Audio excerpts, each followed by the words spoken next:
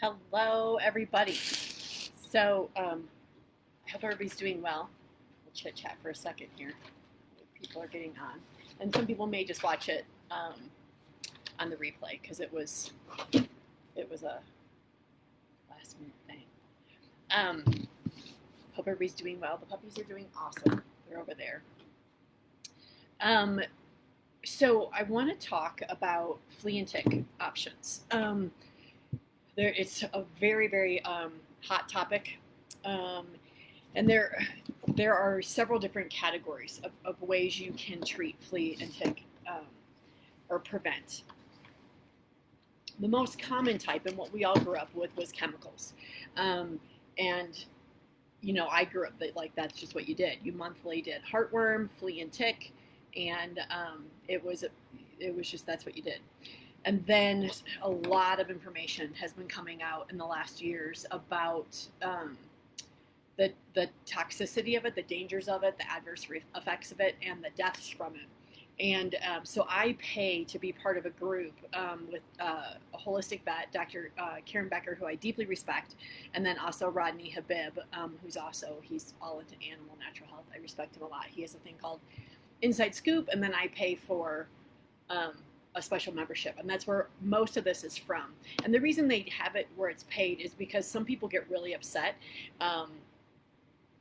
if you deviate from normal vet recommendations, and that's okay, that's their right, but it gets ugly. So they have it to where it's a private thing, and they weekly put out posts. So anyway, I greatly respect both of them, and this is a topic I've studied for probably 10 years because we had a chocolate lab. Many of you know Riley. He was the love of our lives, and he had grand mal seizures the last 5 years of his life. And he was on 3 human medicines. We spent $500 a month to keep him alive for a long time. And it was awful to watch him go through that. And knowing that a major part of that was flea and tick and heartworm meds that we gave him. I didn't realize that what was happening to him was adverse reactions to it. And it's a common and a universally accepted number that only 1% of adverse effects are reported, whether it be in canine or in animal reactions to flea and tick medicine, or even human, like vaccine and stuff. It's a universally accepted number around the world, actually, that it's just 1% are reported. So interestingly, there was a veterinarian, I don't have her name with me right now, but I can get it, where she did a study because she was seeing so many animals in her practice being injured from these pesticides, and she wasn't against them at all. And she just did a study, and she had a group of pet professionals, so a variety of different backgrounds, and they did a long-term study, and they found that 66%, it was 66.6% of all dogs actually had adverse reactions to flea, tick, and heartworm meds. So that was rather alarming. And I got to watch an interview with her too. And it was, she's not an alarmist. She's not, anti-medicine whatsoever. But what she was saying, she was just like, I would never put these on my dog from what I've seen. So I'm going to give you the information, and everybody has to make the decision that's right for them. And so what works for you works for you. And know that I'm always here if you want to talk about it. Don't feel like you have to do what I do. You have to do what you're comfortable with and what works for your family, and all things that I talk about. I really believe in educating you to the most of my ability, and then supporting you in the decisions that you make that are right for your family. So we're going to first the chemicals, and a fallacy is that they prevent infestation of fleas and ticks, and they don't. And that blew me away. I just learned that a couple months ago. What they do is the pest or the insect has to bite the dog to be killed, because the poison is in the dog's bloodstream, and so the flea or tick bites it, and then it kills them. So you'll still get ticks, and most of them it takes 48 hours for the ticks to die. So they bite the dog, and in 6 hours they can pass every tick-borne disease to the dog, including Lyme disease. And Dr. Karen Becker believes that that tick-borne diseases are highly underestimated within the dog community of what they do and the havoc that they play on dogs. But there's an easy fix, so don't get discouraged. So anyway, again, I want to say, being on chemical preventatives, they don't actually prevent the dog from being bitten by fleas or ticks. So one of my clients this week had found a tick on her dog, was terrified. They ran a test, which there are 2 tests you can run. It's called the 4D as in David X, 4DX test, or the Apex test, and that they test for heartworm as well as for tick-borne diseases. And what a lot of Karen Becker's clients do is they test every 3 months, every 4 months. Sorry, every 4 months, 3 times a year. They do one of those 2 tests, because if heartworm disease or flea and tick-borne diseases are treated within that 3 to 4 month mark, she says it's easy to treat. She uses all natural products that are great, and I'll give you the name of the company. But it's when they're there longer that they're undetected that there's a problem. So like Gracie has an appointment next week at a holistic vet to get tested, and I'm working on my vet getting the tests in. A lot of regular vets do have those tests now, because tick-borne diseases are becoming so common. But again, I want to state, chemicals don't prevent it. It's fascinating. It takes often 48 hours for a chemical to kill a flea or a tick, and it takes 6 hours to transmit it to the dog. So there are 5 different types of chemicals used, different I'm losing the word, but different classes within the chemical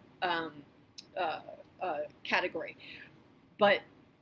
And you see all these new flea and tick meds coming out, but they're just one of these 5. So don't be fooled by the flashy new flea and tick chemical. They're all one of these 5. 4 of the 5 work by inhibiting the GABA neurotransmitters.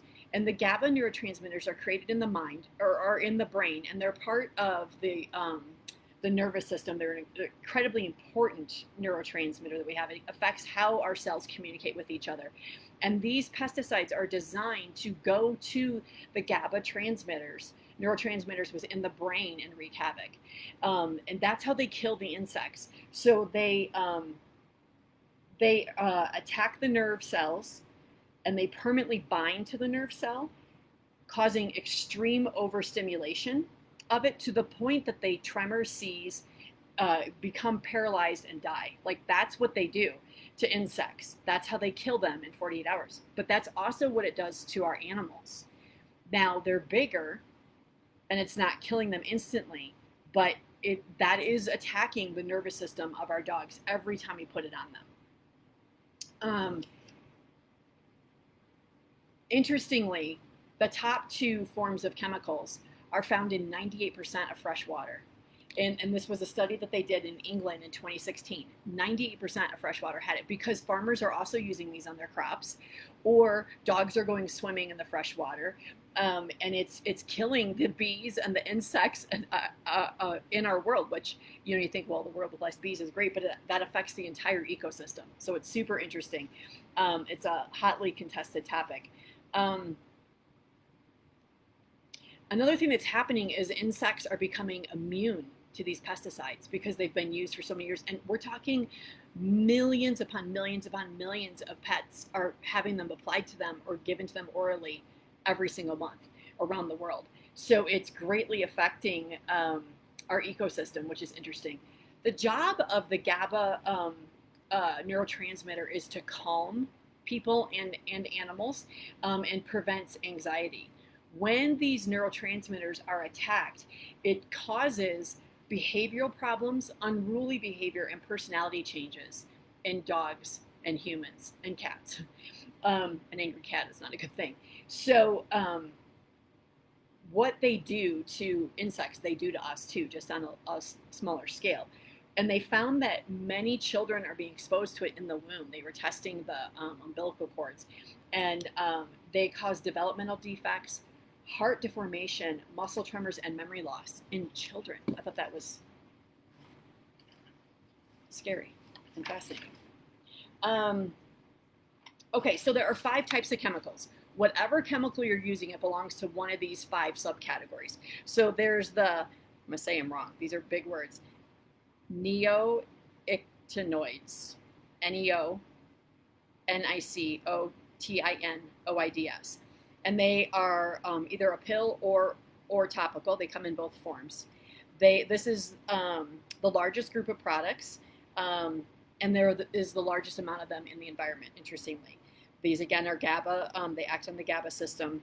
They are a neurotoxin chemical, and they are banned for agricultural use because they're so damaging. Thought that was very interesting. So the common ones with these would be Advantage, Capstar, Advantix, Seresto collars, Advantage drops. They also have in pill, and then Advantix. Oh, I already said that one. Sorry. So if your dog has a reaction to something in this category, you can't use that category at all. It means that they would be just like a class of drugs. Like if your child has a reaction to a sulfur antibiotic, they can't have any sulfur antibiotics. So if you try a different chemical, it needs to be in a different category, if that makes sense. So I'm kind of jumping around my notes here. Sorry, guys. Studies are also keep finding, study after study after study is finding this is killing birds. I thought that was really interesting too, this particular chemical. Okay, and interestingly too, they're noting there's been a rise in mental illness in vets because they're not supposed to touch the pills or the topicals or the chews without gloves on, and it's causing toxicity, which is causing a mental illness. So and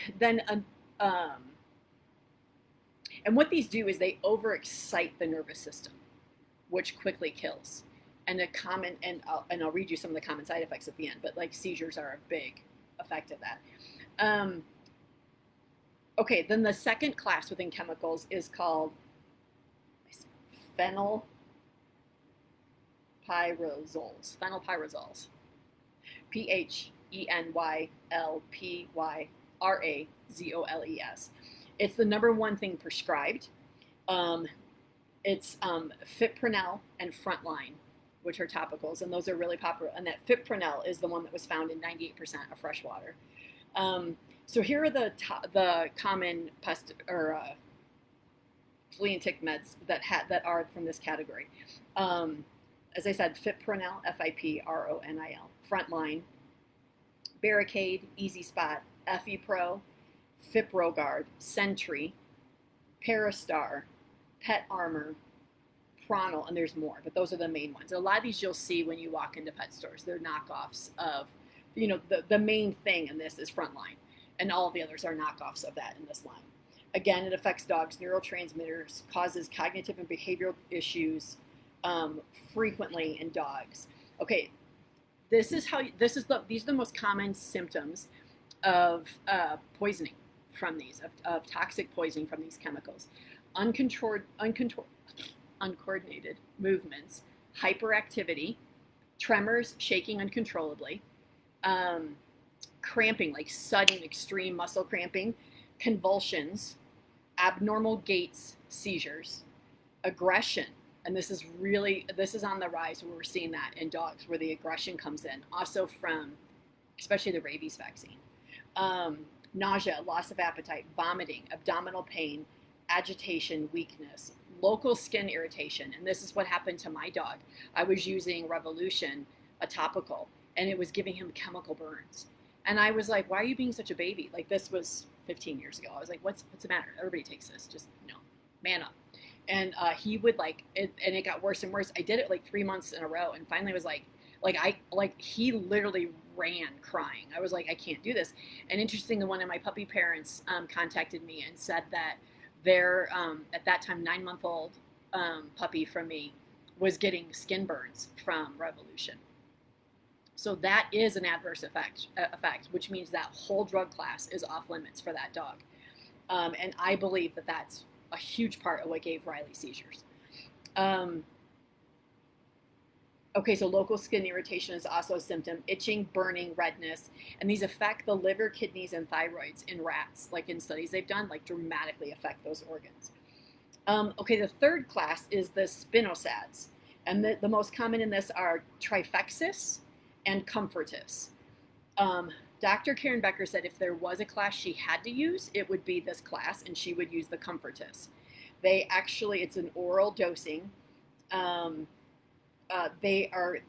It's formed from fermenting soil bacteria and roots from plants. It is still a chemical and it is still toxic. So just because it's an organic thing and it comes from plants, it is still very toxic. And then the other vet that they interviewed said, I would never use that on my dog. So again, you have to make that decision. Karen said, like, if I was going to go camping in the middle of the woods, I would put it on and then immediately detox them, but then use all natural the rest of the time. The other vet said, I'm sorry, I've seen too much damage. I would never poison my dog. There are too many other options that work well. So again, personal decision. Okay, so the Spinosads also, they cause involuntary muscle contractions that kill. That's basically how they die. They cause like involuntary seizing until they die. It works by hyperexcitation to the nervous system. Okay, so, and the poisoning symptoms, again, are vomiting. And that's even just with the regular dose, everything's going well. It's very common for animals to vomit with this. It is decreases appetite, causes lethargy, seizures, diarrhea, and cough. Wasting, where they have weight loss and muscle atrophy, and they just can't gain weight. This one acts both on the GABA and the nicotinic acylate receptors of the nervous system and the nerve cell membranes. It is approved for dogs over 5 pounds, but they have to be 14 weeks old to use it. So that just makes me think, well, what happens if they're, sorry. I have paid the price of convenience, and that's what these are. They're convenient. You walk to your vet. Your vet's gonna pressure you for them, without a doubt. Like, I've even had holistic vets pressure me. My holistic vet said to me, with Creed, we'll give him one, and if he starts seizing, we'll just switch and give him a different one. That was my holistic vet. No. Actually, we won't do that. Yeah. So anyway, my father would be proud of me using discretion. Okay. Then the fourth category is what revolution is, and it's called the macrocyclic lastones. MACROCYCLIC, macrocyclic lastones, LACTONES. It's a topical, also acts on the GABA receptors. It paralyzes, causing death. So that is going to be happening to our dogs. The smaller the dog, the greater the chance of it harming them. And also, we talked about the skin burns were huge. And then it used to be that that's what Dr. Karen Becker recommended. And then there have been so many adverse reactions to Revolution, she has changed, and she no longer recommends Revolution. And I will post in this, the most current I have it from the FDA is April's adverse reactions that were reported to each different drug. And then it also gives you the number of dogs that were euthanized because of taking that medicine. And again, remember that chart only shows 1% of actual adverse reactions. Okay, then the fifth and final category of the chemicals is the iso, they call them the isos. It's this has an X and a Z together. Isozoline. It's ISOXAZOLINE. Again, they paralyze to the point of death. That's how they work. It's oral and topical, and this category, the most common ones are Bravecto, NexGard, Simparica, and Credilo. I've never heard of that one. Interestingly, the vet that did the study with pet professionals, there's a company that they paid to have the dog's microbiome in their gut analyzed before giving any of these chemicals. And the dogs would have excellent, diverse, rich microbiome. Then they gave them one dose of these pills, either Bravecto, NexGard, Simparica, or Credilo. And then they tested their microbiome 3 months later, and they said they were obliterated. They weren't just bad, they were obliterated. So and they said, you can test before and after giving the chemicals, but this is a big problem with why dogs are having such gastro issues, diarrhea issues, dogs being diagnosed with IBS. A big part of that is from these chemicals wiping out their gut flora. And I had a litter that they had to be on an antibiotic young. They had a nasty parasite, and I had to put them on an antibiotic young, and it wiped out their microflora. Like we got that under control, so the diarrhea stopped, and then diarrhea started again, and they were miserable. So my vet, this was in Kansas City, she's awesome. She tested. She said they have only one strain of bacteria in their microbiome. She tested it through their feces. So that's what was giving them the diarrhea and such problems. So we actually did what's called a fecal transplant, which I had known about it because it's a huge treatment for humans with gastro issues, like a miracle treatment. So she's like, I have this really weird solution. It's called a fecal transplant. I'm like, oh, that's not weird at all. Do it. So she did a fecal transplant from Elise, and then there was another dog in her clinic that vet student owned that was super, was tested all the time, had a great microbiome. Literally within seconds of the fecal transplant being done, and they just did it through a feeding tube into the intestines. Within seconds, the puppies stopped all crying, whining, and diarrhea was gone forever. It was fascinating to watch. So anyway, sorry, I geek out on that stuff. Interestingly, the isozole lines were made by DuPont as an herbicide for plants originally, and then it was being used as an anticoagulant for stroke and heart disease because it was working so well to prevent blood clots. But one of the side effects is dogs bleed to death internally from this. It's also, they have recently found that this class damages dogs' eyes, actually blinding them. And it's also causing huge autoimmune issues. So those are the drug categories.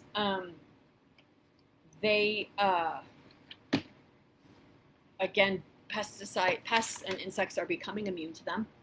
And they're never used without harming the pet.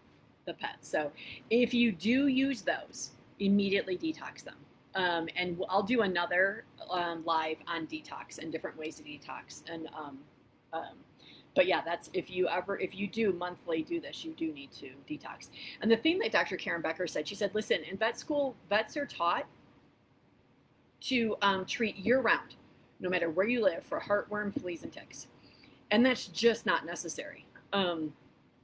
You can actually call. There's a number where you can Google the incidences of heartworm and rabies, like all that stuff in your area, and they give you a number per veterinary clinic. So like Kansas City was very low. Colorado was very low. South Florida, there's a lot more. So temperature and weather have a lot to do with it. Moisture, humidity, heat have a lot to do with the amount of pests you have. Do you get deep freezes, which wipes it out? In landscape too, like right inside landscape. One of my puppy parents has Bumble and Burrow, and so she does Wondercide in her whole yard, which is a great product we'll talk about. But under her tree, she has these beautiful tree landscaping all the way around, like evergreens, and there's bark chips under there, and that is insect haven under there. So if you have those things, you have to do some things to protect your pets. Okay, let's look at the other categories of things that we can use to treat fleas, ticks, and heartworm naturally. So, and the key with natural products is a multiple modality approach. So usually, and again, it depends where you are. So I have a breeder friend who's in South Florida, and she does not want to use chemicals on her dogs. And she had horrible fleas and ticks and could not get rid of them. So she tried a few things, layered them on, and got rid of them. And I'll share those when we get into them. So the number one category is commercial natural sprays. This is a big category. It's very successful. It has great effects and is used worldwide for insect control and pest controls. The top ones are Wondercide and Cedarside. They're very similar. All of these have to have something in them that prevents the essential oils. These all work with essential oils that prevents the essential oils from all settling together and not being dispersed. Kind of like when you put oil in water, it doesn't disperse. So they use different things to cause that to disperse. One of them is SLS, which is toxic. And that is in Wondercide. It's a sulfate. It's in soaps and stuff like that. But it's not in Cedarside. Other things they can use would be aloe, witch hazel, and there's a couple others I forget. So I just want to state that up front. Hilton Hotels, they solely use Wondercide for pest control in their properties, which I thought was amazing. I use it. You just buy a spray thing. It hooks to your hose, and you mow, and then the next day the grass settles down, the clippings, and then you spray it. And in Kansas City, I would do it every 6 weeks. Maybe in August, I would do it every 4 weeks when the bugs were like crazy. And the beautiful thing with these is I would do them right when the dogs were in the yard. It can get all over your skin. I would do the side of my house. It would prevent ants and insects from coming in. Now, this stuff to me smells too strong to use in the house. A lot of people do. You can spray the bedding. You can spray the dog directly. Cedar's very potent. I'm very allergic to it. So you can do what feels right for you with that. But, and if your dog is afraid, a lot of dogs are afraid of the spray, you could spray your hand and then pet it onto the dog. Another one, Dr. Mccola has a flea and tick spray. The whole Dr. Mccola pet line is excellent. Actually, Dr. Karen Becker is the one who has made that whole line for him. And then there's a company I'd never heard of, Arc Naturals is a common one. And then Kin and Kind, K-I-N and K-I-N-D. Maisie in Switzerland, my puppy that's there, that's what she's using, I believe. And that is what the vet uses that did the test with the pet professionals and found 66.6% of dogs have adverse reactions to chemicals. She uses the Kin and Kind. There's another company that's fantastic that I've recently discovered. It's called Animal EO. And the website is animal, letter E, letter O, .info. And that is a veterinarian that has devoted her entire practice just to essential oils, and she's very safe with them. She tests everything. I highly respect her and what she does. So she's got a great one to check. I know Young Living has them too. They're not organic. So you are going to get some impurities with that. But anyway, the thing with essential oils is to test and see if your dog's allergic to them. So all of my dogs, the top essential oils for flea and tick and mosquitoes, which is where heartworms come from. The top ones are geranium, lemongrass, and lavender. Geranium is the most potent in my opinion, and then lemongrass and lavender are tied. So my boy Creed cannot stand lavender. So we do like when they were younger, and everybody would be going crazy when we were really working on being calm dogs. We have puppies in the house. So we would put it in our hands and then we'd pet them. Creed would go nuts. Like he just didn't like it. And so I knew like we just can't use lavender with him. That shows he's sensitive to it. So we use lemongrass or we use geranium on him. You also don't have to apply essential oils directly to the pet. You can put them on their collar or a bandana. When the chemicals don't prevent the insects from biting, but the essential oils often do. They prevent them from getting on you. There was a video that Animal EO did where she was showing she put on tall socks and went out in the weeds. And there was a tick that kept trying to climb. And every time it hit the line where she had put the essential oil, it would just, it never went past that line. So it never could latch on. So anyway, I thought that was interesting. So again, the sprays are awesome products and they're very good at deterring as well.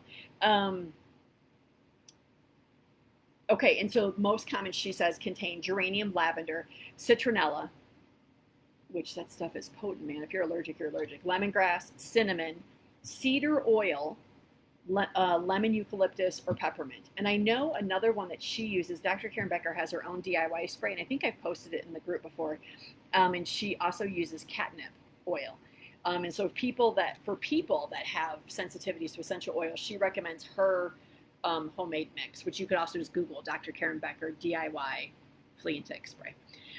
There's another one that I've posted from Primally Inspired blog that's fantastic, and she uses the Geranium Rose. And her story, they lived in Pennsylvania, deep in the woods. They would go walking through the woods every day for miles with their dog.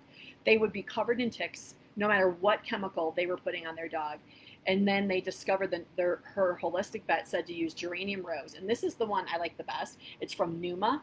I've been telling people it's Dr. X because it looks just like his stuff, but it's Numa, N-U-M-A company. And it's Geranium Rose. Interestingly, both geranium and rose are used in almost all perfumes.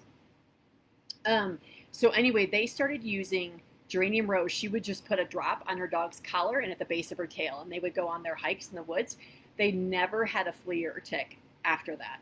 Now she has a spray where I think she uses witch hazel and some other stuff that you could do it as a spray if you want, or you can just put it on. Also, though, it works fantastically for people. You put a drop between your shoulder blades or like on your neck, put a drop around each ankle and kind of rub it around. And you can, Geranium Rose is not a hot oil, so you can use it directly on the skin.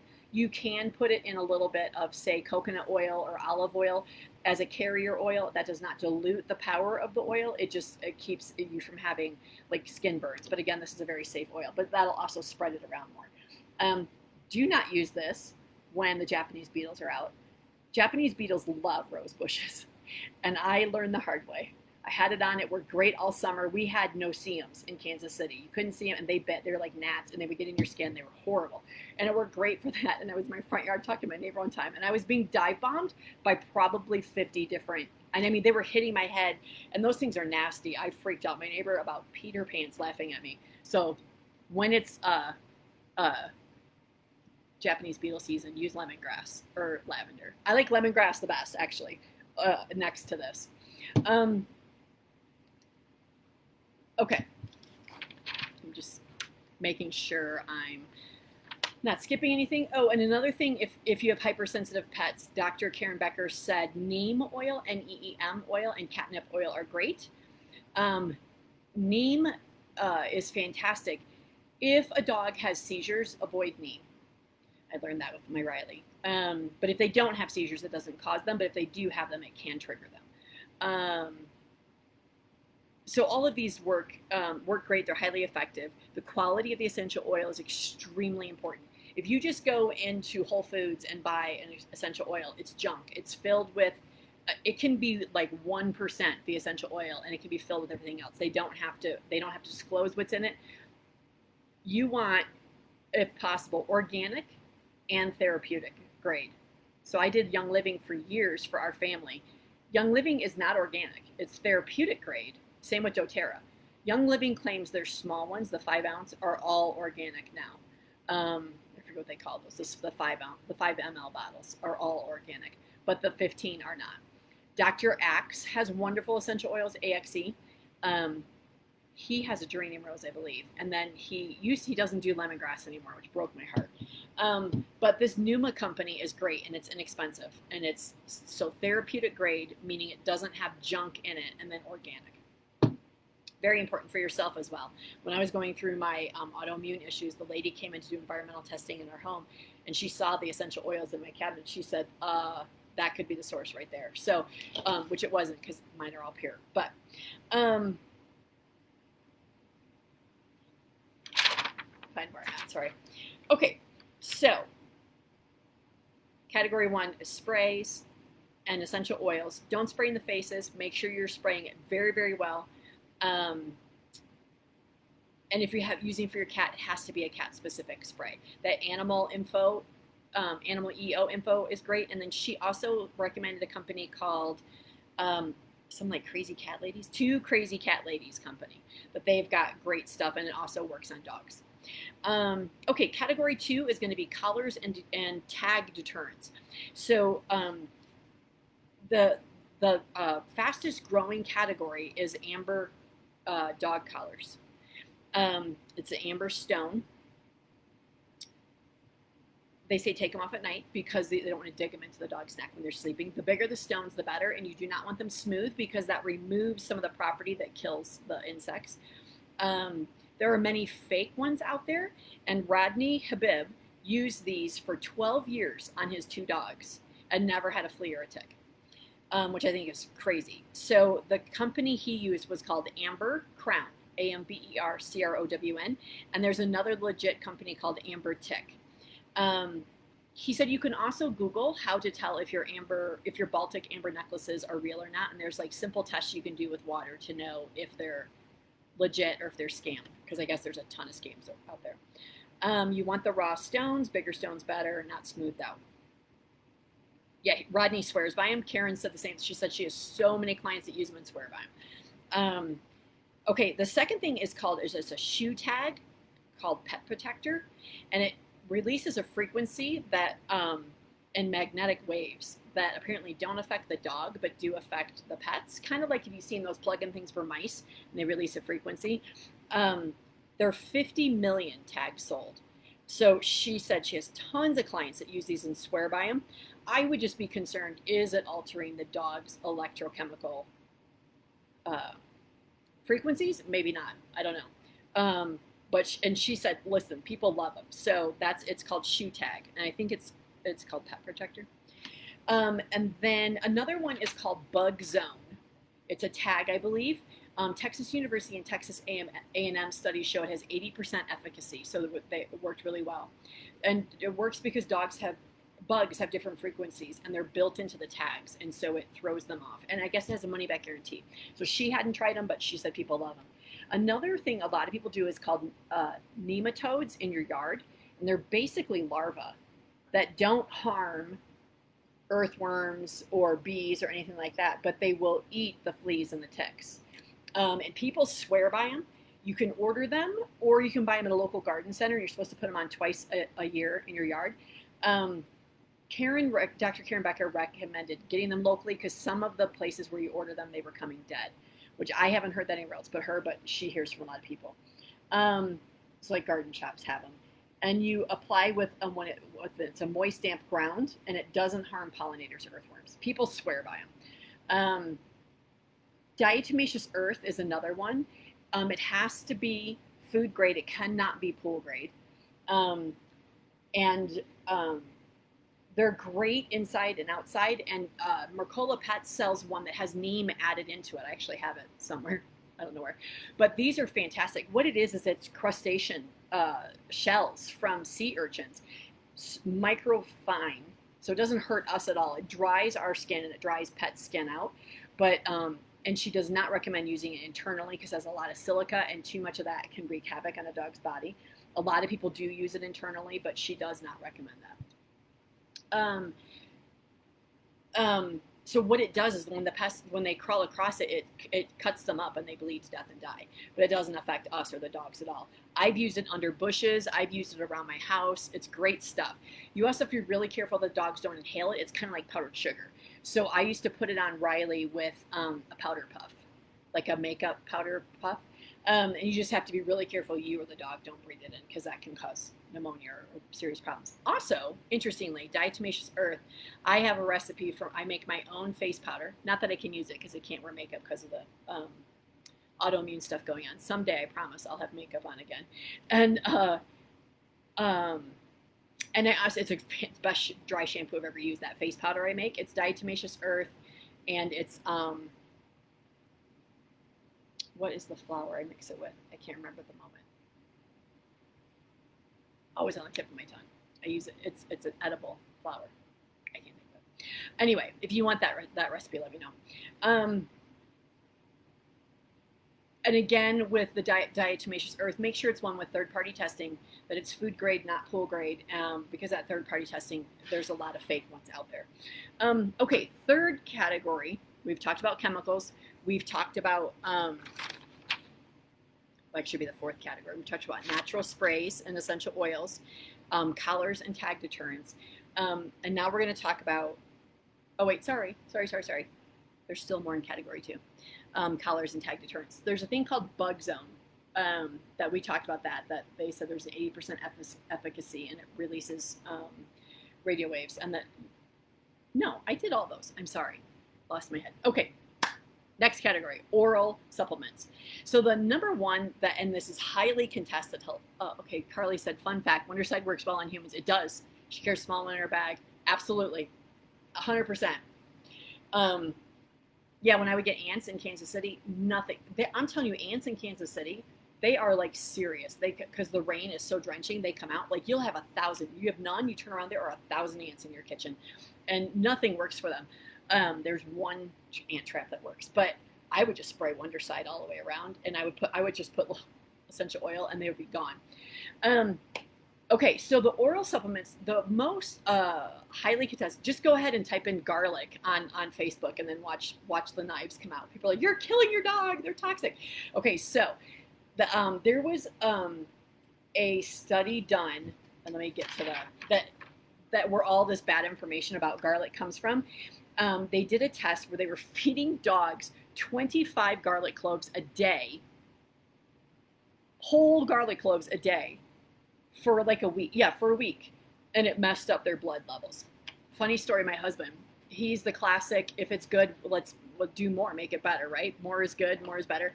So he was on a juicing week, and he found out that garlic is an awesome detoxer and great for people. And so, of course, my husband, he's like, well, why would I do a half of a clove? Why not do, he did a whole garlic head.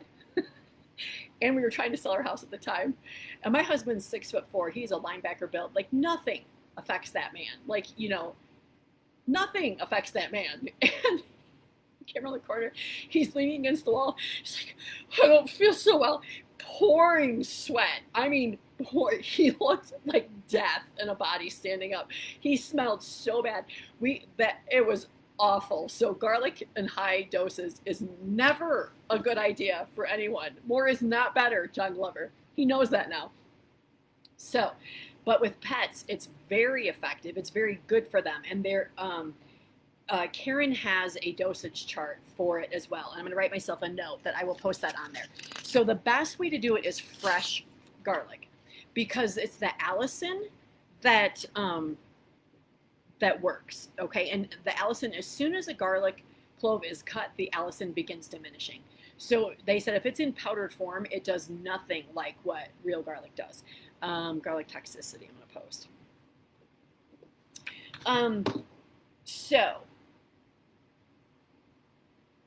So the best way, Karen just does it on her dog's food. She just cuts a fresh cloves and does it on her dog's food. Now Rodney's dogs won't touch it. So, and that may be the case. I know a lot of supplements that have garlic in it, dogs won't touch. My friends and I have all tried many of these, and our dogs are like, you eat it. Earth Animal is one. Bumble and Burrow tried. They're like, take a flying leap. We're not eating it. It's a powder, but it's a good one if your dog will eat it. Another one, what was the other one? Carly, it's the one you used. Bug Off. I tried the pills. I tried the powder. I even froze them in goat's milk in the freezer. My dog's like, whatever. They just won't touch it. So if they won't eat it, it doesn't do any good. Flea Free is a really popular one. That is the #1 thing I see on sites, and people love it. And that's what my breeder friend used in Florida, and it got rid of all the fleas for all their dogs. And it to their water, and she said it does not affect how much they drink. So it has kelp in it, garlic, and yeast. And Dr. Karen Becker is not a huge fan of using brewer's yeast. I don't know what kind this has, but that's a topic that's debated amongst many vets. So they said don't use the garlic as a powder, because it also removes the antioxidant, anti-inflammatory properties from it. We talked about being fresh. So real garlic is antiviral, and I used this as a regimen when I was clearing my body of yeast overgrowth years ago. So garlic is antiviral, antibacterial, antiparasitic, anticancerous, and anti-inflammatory. And those are all of that makes the animal less hospitable to be a host for a pesticide, because they like sick pets. Then another category shoot, I'd never heard of this. It's called Cistus Canis herbal tea. I'm going to spell it. It's CISTUSICANUS. It's an herbal tea. People use it all the time. It's the #1 biofilm buster. And if you don't know what that is, we get biofilms in our body. Basically, when you wake up in the morning, there's slime on your teeth. That's a biofilm, and it protects the bacteria underneath it. So we get them in our intestinal linings. We get them in our bladder, and it covers the infection. That's why if someone will have a yeast infection or a UTI, they take the antibiotic. The second they're done, they have it again, because they haven't eradicated that biofilm. And to get to the bacteria that's behind it. So this tea is a huge biofilm buster. It also builds your gut microbiome. And she said you just make the tea and add it to the food. I would Google that to get more specifics on it, and I would approach it slowly, because good stuff like that will cause die-off effect. And die-off effect is when the bacteria or the pests are being poisoned and they're dying and they're releasing their toxins and their waste in high volumes in your bloodstream, and you feel like you have the flu. You get a fever, chills, nausea, exhausted. It's called the Herxheimer effect, and it's a die-off effect. So do it slowly. Anyway, but people can do that too, but I would definitely research it more. Okay, and then we talked about chemicals. So those are, I think I did all the categories because I kind of went out of order in my notes because I wanted it to make sense. So let's make sure. And if you have questions, type them in. And after the fact, if you have questions, let me know as well.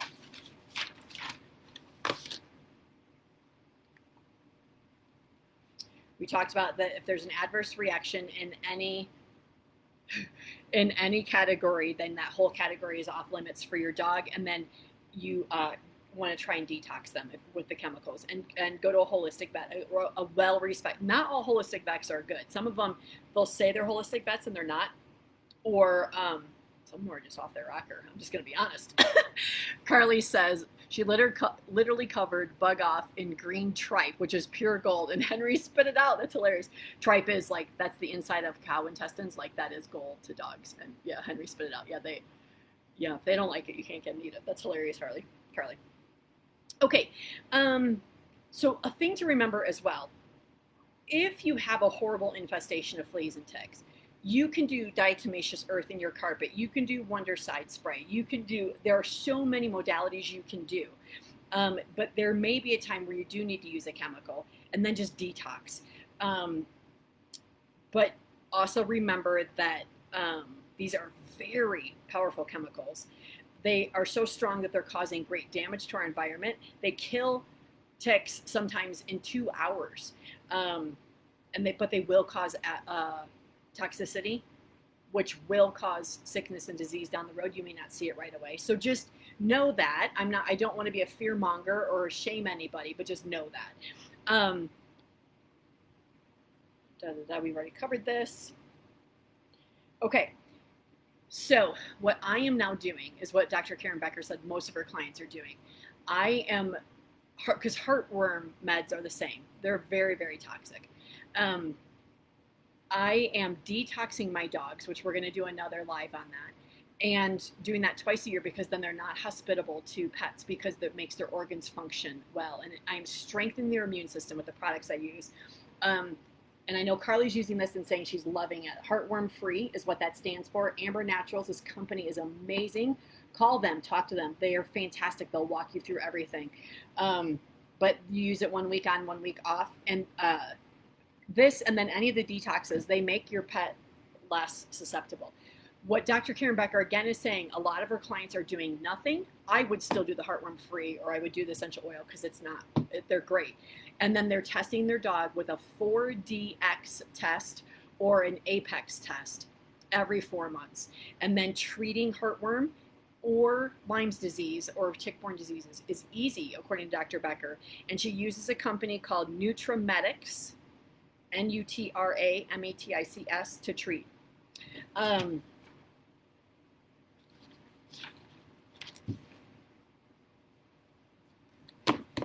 And we talked about that many of the products only kill ticks or fleas in 48 hours, but it just takes 6 hours to transmit the diseases to the dog. And again, just remember, chemicals do not keep flea and ticks from biting. They have done such effective ad campaigns making us think that they do something they don't. They're poor protectors against Lyme disease. Ticks come out when it's still cold. So once it's at 50 degrees or greater sustained, that's when I do a detox. And then for a month is what I do the Amber Naturals detox. And then that's when I start the Heartworm Free on 1 week, off 1 week. You can do the nematodes in your yard 2 times a year. And then a big thing is just tick checking daily.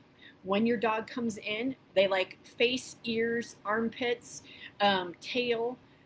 So just check them. You can get a tick comb, you can feel, and then just take them out. Another thing that really helps is giving 20% of your dog's meal in raw or fresh foods.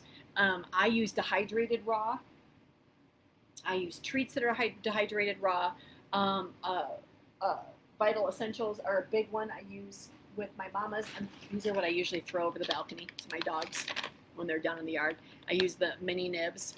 I cut them up small for treats, but then, and I'm giving that to my dogs, by the way, through training throughout the day. I'm not putting it in their bowl. And then the Stella and Chewies, I'll do the topper of that, or I train with those as well. And the meal mixers are the best. My favorite are the turkey because they don't crumble. Chicken crumbles a lot. Beef also doesn't crumble, but turkey's a little easier to separate quickly. And when you're training multiple dogs, that helps. So I give my guys coconut. Today I was giving them all fresh coconut. I use the shaved coconut in their food bowls as a topper. I give them, I do frozen organic vegetables throughout the day. They're great in the summer. Their favorites are, they'll do the squash, coconut.